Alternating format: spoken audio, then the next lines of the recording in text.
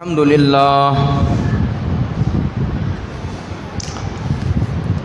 لله نحمده ونستعينه ونستغفره ونؤمن به ونتوكل عليه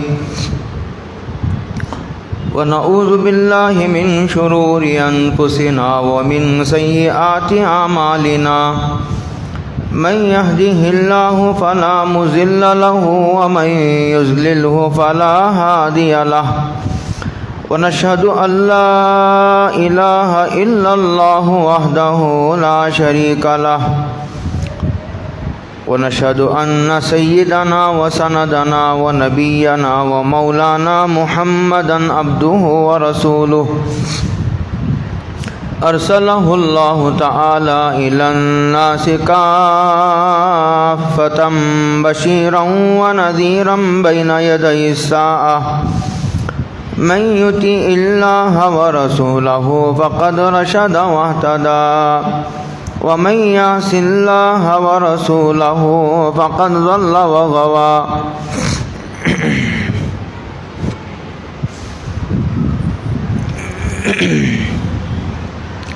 أعوذ بالله من الشيطان الرجيم بسم الله الرحمن الرحيم لأذلنهم ولأمنينهم ولآمرنهم فليبتكن آذان الأنعام ولآمرنهم فليغيرن خلق الله ومن يتخذ الشيطان وليا من دون الله فقد خسر خسرانا مبينا صدق اللہ مولانا العظیم۔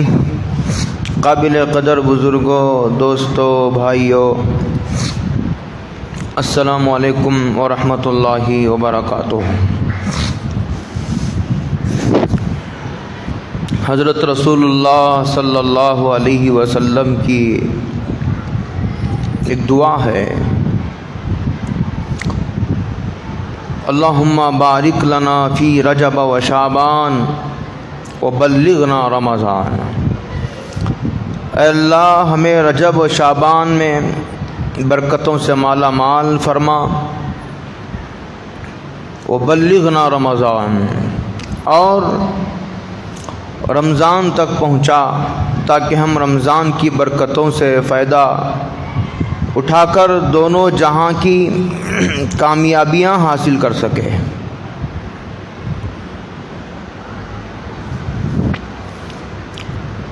وقت میں برکت عطا فرما، ہماری صحت میں برکت عطا فرما۔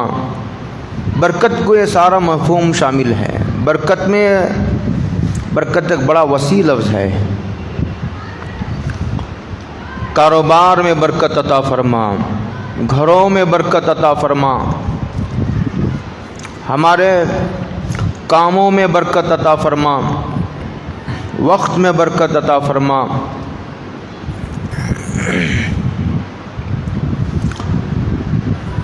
اس دعا کا معمول رکھنا چاہیے۔ کبھی دعا مقبول ہوتی ہے، کبھی دعا محفوظ ہوتی ہے۔ کوئی دعا مردود نہیں ہوتی۔ یہ مسئلہ ایک عقیدے سے تعلق رکھنے والا مسئلہ ہے۔ ہر دعا یا تو مقبول ہوتی ہے، بندہ جو مانگتا ہے وہ مل جاتا ہے۔ کبھی ایسا ہوتا ہے کہ جو مانگتا ہے وہ نہیں ملتا، وہ دعا محفوظ ہو جاتی ہے، لیکن کوئی دعا مردود نہیں ہوتی۔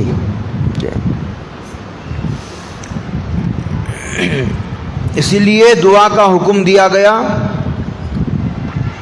اور دعا کی قبولیت کا وعدہ کیا گیا، دعا کے قبول کرنے کا وعدہ کیا گیا، اور اللہ تعالیٰ وعدے کے خلاف نہیں فرماتے ہیں۔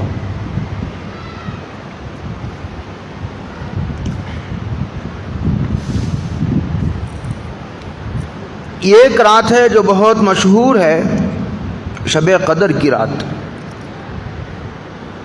اس کا ذکر قرآن مجید میں ہے۔ 30ویں پارے میں ایک مستقل سورت ہے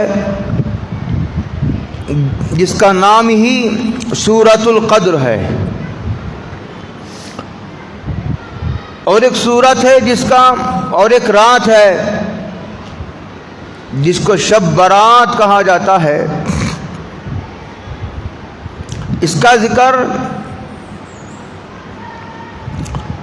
جمہور کے کہنے کے مطابق قرآن مجید میں نہیں ہے، احادیث میں اس کا ذکر موجود ہے، اور ہر چیز کا قرآن مجید میں موجود ہونا کوئی ضروری نہیں ہے۔ کوئی آدمی یوں سوال کرنے لگے، صاحب اس مسئلے کا ذکر قرآن میں کہاں ہے؟ اس مسئلے کا ذکر قرآن مجید کی کس آیت میں ہے؟ ہر مسئلے کا ذکر قرآن مجید میں موجود ہونا کوئی ضروری نہیں ہے، اس لیے کہ قرآن مجید کی طرح احادیث بھی وہی ہیں، اور اسی طرح امت کا اجماع کہ امت کے پورے علماء کسی مسئلے پر جمع ہو جائے، یہ بھی ایک دلیل ہے اور حجت شرعیہ ہے۔ جس طرح نبی معصوم ہوتا ہے، امت کے علماء کی اکثریت بھی محفوظ ہوتی ہے۔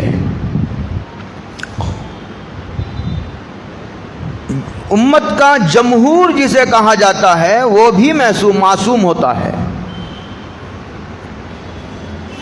ایک تیسری رات ہے جس کو معراج کی رات کہا جاتا ہے۔ اس رات کی کوئی خاص فضیلت، اس میں عبادت کا کوئی ذکر احادیث میں نہیں ملتا۔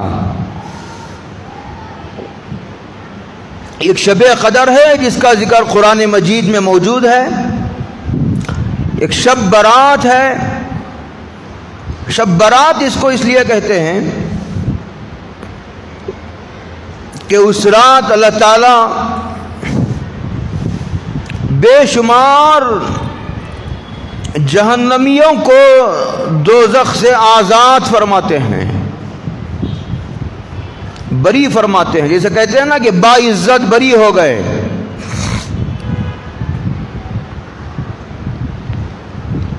تو اس کا ذکر احادیث میں ہے۔ تیسرا، معراج کی رات کا ذکر، معراج کے واقعہ کا ذکر تو قرآن مجید میں ہے، لیکن معراج کی رات میں جاگنے، بیدار رہنے، عبادت کرنے کا کوئی ذکر احادیث میں نہیں ملتا۔ اور ایک بات اور سمجھ لیجئے، پورے اسلام کو پڑھنے سے ایسا معلوم ہوتا ہے کہ اسلام نے بعض راتوں کی فضیلت تو ارشاد فرمائی ہے، لیکن نحوست کسی کی نہیں ارشاد فرمائی کہ فلاں مہینہ منحوس ہے، فلاں دن منحوس ہے، فلاں گھڑی منحوس ہے، پیر کا دن منحوس ہے، منگل کا دن منحوس ہے، یا نہیں تو فلاں مہینہ منحوس ہے، فلاں ایک رات آتی ہے وہ رات منحوس ہے۔ اس طرح کی کوئی بات پوری شریعت اسلامیہ میں نہیں ہے، اس لیے کہ نحوست و برکت کا تعلق اعمال سے ہے۔ اور بعض لوگ بیچارے الو کو منحوس بنا دیا ہے کہ الو جس گھر میں بیٹھتا ہے وہ گھر تباہ ہو جاتا ہے۔ الو کو اللہ نے نفع نقصان کا مالک نہیں بنایا ہے، اور بیچارہ الو جانور ہے، وہ مکلف نہیں، وہ کیا گناہ کرے گا؟ گناہ تو انسان کرتا ہے۔ کار بد خود کرے اور لعنت کرے شیطان کو۔ اعمال کا برکت کا تعلق اعمال سے ہے۔ برکت والے اعمال کرو گے تو برکت آئے گی، اگر نحوست اور بے برکتی والے اعمال کرو گے تو بے برکتی آئے گی۔ خام خواہ کسی جانور کی طرف نحوست کو منسوب کر دینا اور کسی مہینے اور دن کی طرف نحوست کو منحوس کر دینا، یہ خالص غیر اسلامی سوچ و فکر ہے۔ تو اسلام میں ایسا تو ہوا ہے کہ اسلام نے رمضان کی، شعبان کی اور جمعہ کی، اسی طرح شب قدر کی، شب برات کی، اور بھی بہت سارے دنوں راتوں کی، ذی الحجہ کی راتوں کی دنوں کی فضیلت ارشاد فرمائی ہے، لیکن نحوست کسی کی نہیں ارشاد فرمائی ہے۔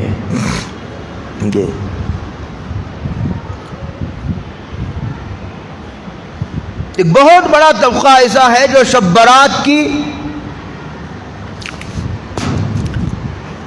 فضیلت کا انکار کرتا ہے۔ صاحب جب حدیثوں میں آیا ہے تو خام خواہ انکار کرنے کی کیا وجہ ہے، کیا ضرورت کیا ہے؟ اور ایک دوسری طرف ایک طبقہ وہ ہے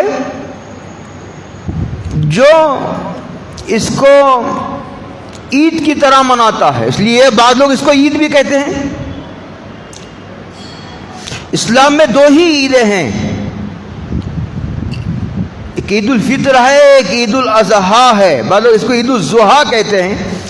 ضحیٰ کہتے ہیں چاشت کی نماز کو، چاشت کے وقت کو۔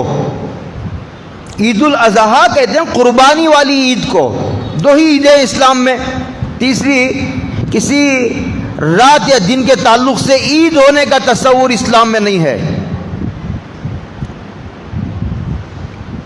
حضرت رسول اللہ صلی اللہ علیہ وسلم نے ارشاد فرمایا کہ 15ویں رات، اسلام میں رات پہلے آتی ہے، دن بعد میں آتا ہے۔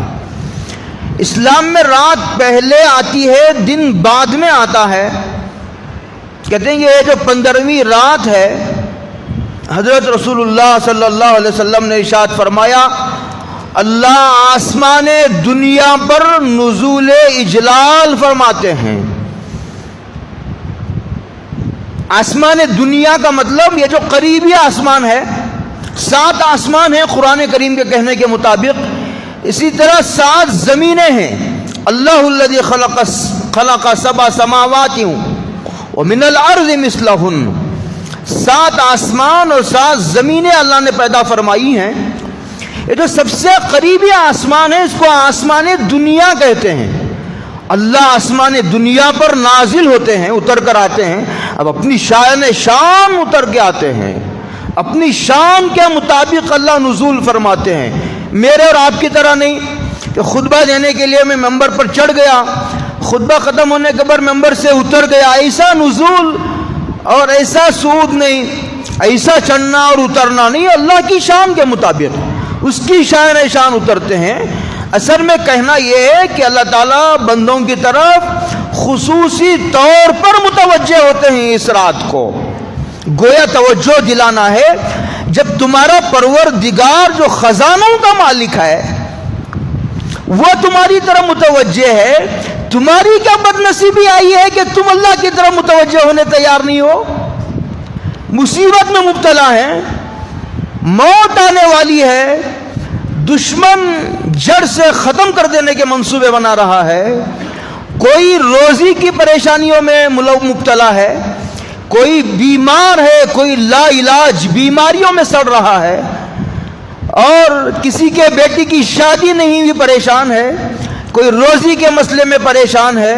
ہر ایک کا الگ الگ مسئلہ ہے، ہر ایک آدمی کے ساتھ کوئی نہ کوئی مسئلہ لگا ہوا ہے، لیکن اللہ تعالیٰ اس رات، بلکہ ہر رات میں آپ کو بتاؤں، ہر دن ہر رات کے آخری حصے میں اللہ تعالیٰ یہ صدا لگاتے ہیں، یہ اعلان کرتے ہیں، ہے کوئی معافی مانگنے والا، ہے کوئی جو ہے وہ روزی مانگنے والا، ہے کوئی مصیبت زدہ جس کو میں عافیت دوں، روزی مانگنے والے کو روزی دینے کے لیے تیار ہوں۔ معافی مانگنے کی دیری ہے، معافی مانگنے کے لیے میں تیار ہوں، معاف کرنے کے لیے۔ اس طرح یہ روزانہ بھی اعلان ہوتا ہے۔ یہ شب برات جسے کہا جاتا ہے، یہ شعبان کی 15ویں رات، اس رات اللہ تعالیٰ آسمان دنیا پر جو ہے وہ نزول اجلال فرماتے ہیں۔ اس رات میں جاگنے کا تو ثبوت ہے، عبادت کرنے کا حکم ہے، قوموا لیلہا وصوموا نہارہا، کہ اس رات عبادت کرو۔ عبادت کی کوئی خاص شکل نہیں، نماز ہی پڑھو، جیسے رمضان کی مخصوص عبادت ہے، اسی کسی خاص عبادت کی طرف اشارہ نہیں. تلاوت ہی کرو، دعا ہی کرو تم، یا ذکر کرو، یا اور کوئی خاص نمازیں جس طرح بعض رسالوں میں چھپتی ہیں خاص خاص نمازیں چھاپ دیتے ہیں، ایسی کسی خاص نماز کا ذکر حدیثوں میں نہیں. خاص قسم کی عبادتوں کا کوئی خاص قسم کا انداز و طریقہ ہو اور اس کی خاص کوانٹٹی ہو، ایسا کوئی جائز ذکر و مذکور احادیث میں نہیں ہے. بس قوموا اللیل، رات میں عبادت کرنے کی ترغیب دی گئی ہے، وہ بھی فرض نہیں ہے.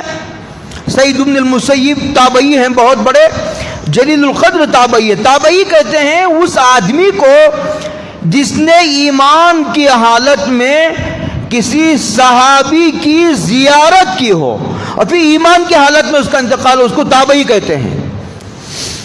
سعید بن المسیب بہت بڑے تابعی ہیں. وہ یہ کہتے ہیں کہ اگر کوئی آدمی روزانہ عشاء کی نماز جماعت کے ساتھ پڑھتا ہے اور پھر رات بھر سو جاتا ہے، تہجد تک نہیں پڑھتا اور پھر فجر کی نماز کو آتا ہے، کہتے ہیں اس آدمی کو شب قدر میں جاگنے کے برابر اجر ملتا ہے. کمال ہے. شیطان نے ایڑی چوٹی کا زور لگا دیا ہے محروم کرنے کے لیے. اللہ نے بھی رحمت کے دروازے کھول رکھے ہیں، دہانے کھول دیے ہیں اللہ تعالیٰ نے. مخصوص عبادت جو چاہے، جس کا ہر آدمی کو الگ الگ عبادت سے دلچسپی ہوتی، کسی کو نماز سے، کسی کو تلاوت سے، کسی کو درود شریف سے، کسی کو ذکر سے، استغفار سے. جس عبادت میں جی لگے، انفرادی عبادت، اجتماعی کوئی عبادت نہیں. صلاۃ و تسبیح پڑھو، تہجد پڑھو، ذکر کرو، درود شریف، نماز پڑھو، دعائیں کرو. یہ دعاؤں کی رات ہے. بعض روایتوں میں آتا ہے اس رات مرنے والوں کی لسٹ فرشتوں کے حوالے کر دی جاتی ہے اور روزی کس کو کتنی ملے گی، کون پیدا ہوگا، اس کی لسٹ بھی فرشتوں کے حوالے کر دی جاتی ہے. یہ فیصلوں والی رات ہے، یہ فیصلوں والی رات ہے. اسی لیے ارشاد فرمایا سرکار دو عالم صلی اللہ علیہ وسلم نے صوموا نہارہا، اس کے بعد آنے والے دن کا روزہ رکھو. فرض نہیں، واجب نہیں، سنت کہنا بھی بہت مشکل ہے. اگر رکھنا چاہو تو بہت اچھا رکھیے، اتنا ہی آیا ہے. اس کی کوئی خاص فضیلت بھی ارشاد نہیں. جیسے عاشورہ کے روزے کی حدیث میں خاص فضیلت ہے کہ جو آدمی عاشورہ یعنی 10ویں محرم کا روزہ رکھتا ہے، محرم کی 10ویں تاریخ کو عاشورہ کہتے ہیں، عاشورہ کے دن روزہ رکھتا ہے، اللہ تعالیٰ اس کے 2 سال کے گناہ معاف فرماتے ہیں. اس طرح بعض روزوں کی فضیلت آئی ہے، لیکن اس روزے کی کوئی خاص فضیلت نہیں. بہرحال جاگنے کا انفرادی عبادت، صلاۃ و تسبیح پڑھو. نہ مردوں کو کوئی اجتماعی عبادت کرنے کی اجازت ہے اور نہ مردوں کو کوئی اجتماعی عبادت کی اجازت ہے. اجتماعی عبادت رمضان میں تراویح کی شکل میں. حدیث پاک میں آتا ہے حضرت رسول اللہ صلی اللہ علیہ وسلم ارشاد فرماتے ہیں،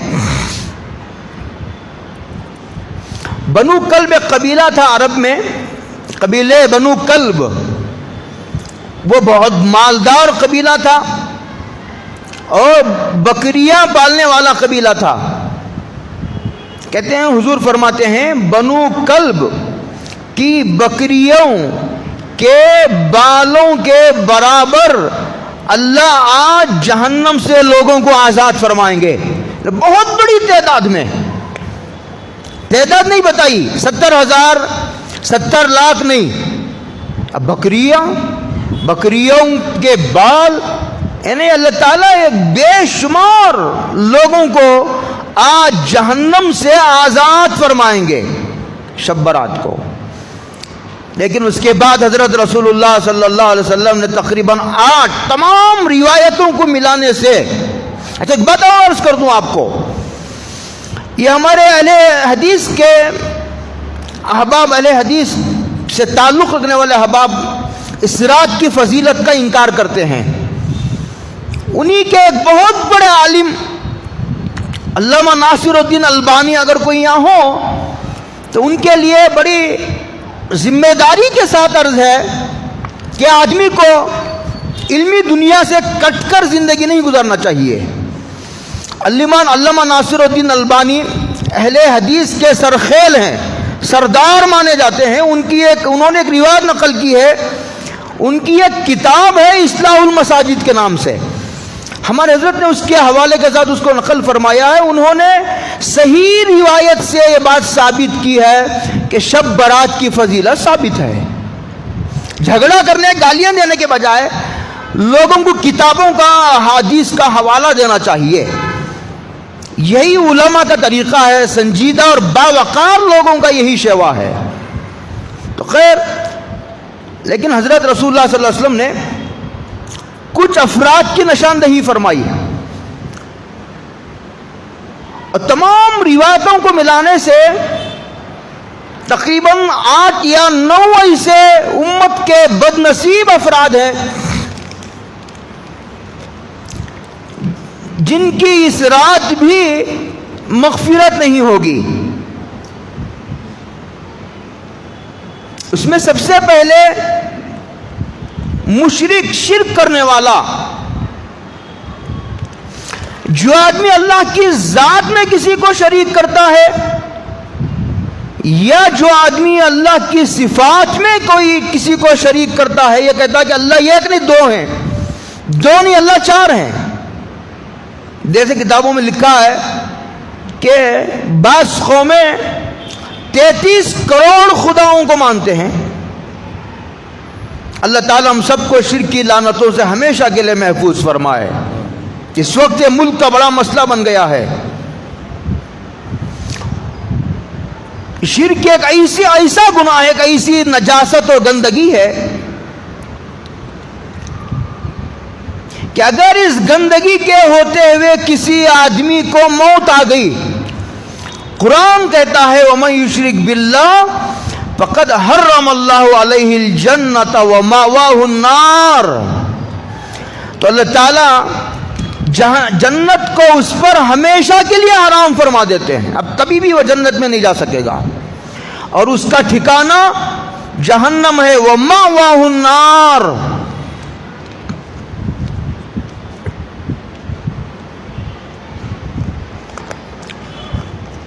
ایک آدمی اللہ کے علاوہ کسی کو مشکل کشا سمجھتا ہے، اللہ کے علاوہ کسی کو حاجت روا سمجھتا ہے، نفع نقصان کا مالک سمجھتا ہے کہ یہ بھی روزی دے سکتا ہے، یہ بھی بیٹے اور اولاد دے سکتا ہے، یہ میرا کاروبار چلا سکتا ہے، یہ میری مصیبت کو دور کر سکتا ہے، یہ میری ضرورت کو پوری کر سکتا ہے۔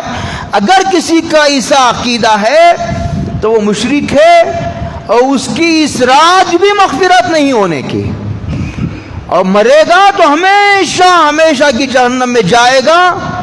حضور مشرک کی شفاعت نہیں فرمائیں گے۔ دوسرا، کینہ پرور، کہ ایک آدمی یہ اپنے مسلمان بھائی کے تعلق سے کینہ دل میں رکھا ہوا ہے، اپنے سینے میں اس کا برا چاہتا ہے، سوچتا ہے کہ اس کا برا ہو جائے، تمنا کرتا ہے کہ اس کا برا ہو جائے، خراب ہو جائے، اس کا فیوچر خراب ہو جائے، اس کا کاروبار تباہ ہو جائے، اس کا گھر اجڑ جائے۔ دوسروں کے گھر کے اجڑنے کی تمنا کرنے والا اس بات کی دلیل فراہم کر رہا ہے کہ اس کا دل مسلمانوں کے تعلق سے صاف نہیں ہے، اور اپنے تباہ کن مستقبل کی وہ دلیل فراہم کر رہا ہے۔ دوسروں کا برا چاہنا رذالت ہے، خیر خواہی یہ شرافت کی بات ہے، یہ انبیاء کا طریقہ ہے، یہ صحابہ کا اور نیک لوگوں کا طریقہ ہے۔ دوسروں کے لیے دعا کرنا یہ اپنے کام بنانے کی سب سے طاقتور تدبیر ہے۔ سامنے والے کی بھلائی سامنے والے کی صحت اور روزی کے لیے دعا کرنا، کاروبار کے لیے دعا کرنا، سامنے والے کے کاروبار کے لیے دعا کرنا، اس کے کسی مسئلے کے حل کے لیے دعا کرنا، یہ اپنے مسائل کے حل کرانے کا سب سے مؤثر سبب ہے۔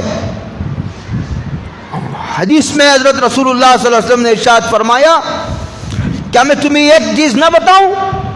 الا اخبرکم، کہ جو روزہ، نماز اور صدقے سے بھی زیادہ افضل ہو؟ صحابہ نے پوچھا حضور ضرور بتائیے۔ تو انہوں نے فرمایا وہ دو آپس میں لڑنے والے مسلمانوں کے درمیان صلاح صفائی کرا دینا، یہ نماز، روزہ اور صدقے سے بھی زیادہ افضل عبادت ہے۔ آپ کو معلوم ہے کہ پیر و جمعرات کو اعمال پیش ہوتے ہیں اللہ تعالیٰ کے ہاں، اور اللہ تعالیٰ مغفرت بھی فرماتے رہتے ہیں اعمال کی وجہ سے۔ لیکن دو ایسے لوگوں کی مغفرت معلق رہتی ہے، ایک مشرک کرنے والا اور دوسرا کینہ پالنے والا۔ اسی لیے سینے کو کینے سے پاک کرو۔ اگر اس رات سے فائدہ اٹھانا چاہتے ہو، اگر اس رات کی برکتیں لوٹنا چاہتے ہو، اگر اپنی دعائیں قبول کروانا چاہتے ہو، تو تمہیں کچھ نہیں کرنا، تمہیں صرف توبہ ہی توبہ کرنا ہے۔ ہاں، جتنے گناہوں کا ذکر کیا گیا ہے آپ غور کرتے چلے جائیے، تمام عبادت مغفرت کے لیے گناہوں سے توبہ کو شرط قرار دیا گیا ہے، کسی عبادت کو شرط قرار نہیں دیا گیا ہے۔ غور کرنے کی بات یہ ہے، جن 9 قسم کے گنہگاروں کا ذکر حدیثوں میں ہے، اس میں یہ ایک عبادت کا ذکر نہیں ہے، سب میں گناہوں سے توبہ کا ذکر ہے۔ تو کہتے ہیں کہ پیر و جمعرات کے دن بھی، کہ جس دن تمام لوگوں کے اعمال پیش ہوتے ہیں، اس دن شرک کرنے والے اور کینہ پالنے والا مغفرت سے محروم رہتا ہے۔ یہ دوسرا وہ امت کا بد نصیب آدمی ہے جو اللہ تعالیٰ کی مغفرت سے محروم رہتا ہے۔ حدیث میں یہاں تک آتا ہے کہ حضرت رسول اللہ صلی اللہ علیہ وسلم ارشاد فرماتے ہیں کہ جنت کی خوشبو 1000 سال کی مسافت سے سونگھی جا سکتی ہے، 1000 سال کی مسافت سے، لیکن جو کینہ پرور ہوگا وہ جنت کی خوشبو نہیں سونگھ پائے گا۔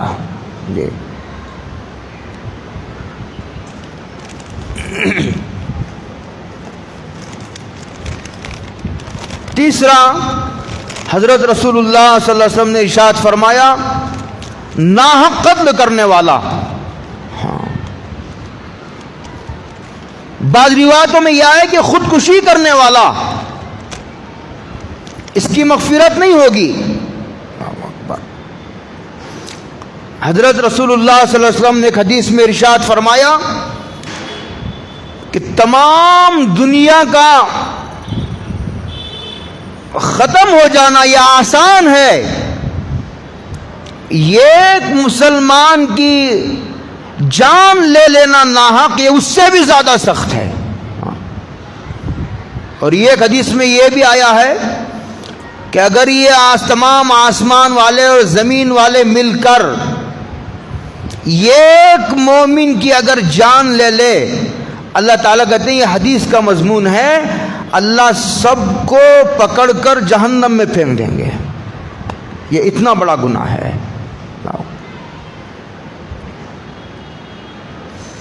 چوتھا، زنا کرنے والا بدکار، یہ فطرت کے مسخ ہو جانے کی علامت ہے۔ معراج کی رات میں حضرت رسول اللہ صلی اللہ علیہ وسلم کو جن عذابات کا مشاہدہ کرایا گیا، اس میں یہ وہ بھی لوگ تھے کہ حضور جا رہے تھے، دیکھا کہ ادھر اچھا تازہ اور پکا ہوا گوشت ہے اور دوسری طرف کچا سڑا ہوا گوشت ہے۔ یہ اچھے تازے اور پکے ہوئے گوشت کو چھوڑ کر کچے سڑے ہوئے گوشت کی طرف ہاتھ بڑھا رہے ہیں۔ تو حضور نے پوچھا یہ کون لوگ ہیں؟ کہا یہ امت کے بدکار لوگ ہیں کہ جن کے گھروں میں حلال بیوی ہے اور پھر بھی یہ زنا کے راستے پر جاتے ہیں، نکاح کے امکانات موجود ہیں۔ یہ فطرت کے مسخ ہونے کی بات ہے۔ بعض بزرگوں کے یا بعض صحابہ کے آثار میں نے پڑھا کہ جو آدمی بدکاری کا عادی ہوتا ہے، مرتے وقت اس کی زبان پر لقوہ پڑ جاتا ہے، وہ کلمہ پڑھنا بھی چاہتا ممکن نہیں ہوگا۔ یہ اتنا بڑا گناہ ہے۔ اللہ تعالیٰ ہم سب کی حفاظت فرمائے۔ حضرت عبداللہ ابن عباس کی بات بہت لمبی ہو گئی، اور بھی بہت سارے افراد ہیں، وہ ختم ہو رہا ہے، ایک روایت سنا کر بات ختم کروں۔ حضرت عبداللہ ابن عباس رضی اللہ تعالی عنہ کی روایت ہے، انہوں نے فرمایا کہ حضرت رسول اللہ صلی اللہ علیہ وسلم نے ارشاد فرمایا کہ جب حرام مال عام ہو جائے گا، حرام کما رہے، جھوٹ بول کر دھوکہ دے کر سودی کاروبار، رشوت کے ذریعے، جو بھی اقسام حرام کاروبار کی، جب امت میں حرام کاروبار کا رواج ہو جائے گا، اللہ تعالیٰ ان کے دلوں میں رعب اور وحشت ڈال دیں گے، ہمت ختم ہو جائے گی، بہادری ختم ہو جائے گی۔ اب لوگ ملک چھوڑنے کی باتیں کر رہے ہیں، لوگ اپنے نام بدلنے کی باتیں کر رہے ہیں کہ بھئی اب ملک میں خطرہ آنے والا، نام بدل لو۔ بھئی ملک چھوڑو، ملک چھوڑنے سے تمہارے حالات نہیں بدلیں گے، حالات بدلو۔ ملک بدلنے کے بجائے حالات اور اعمال بدلنے کی فکر کرو۔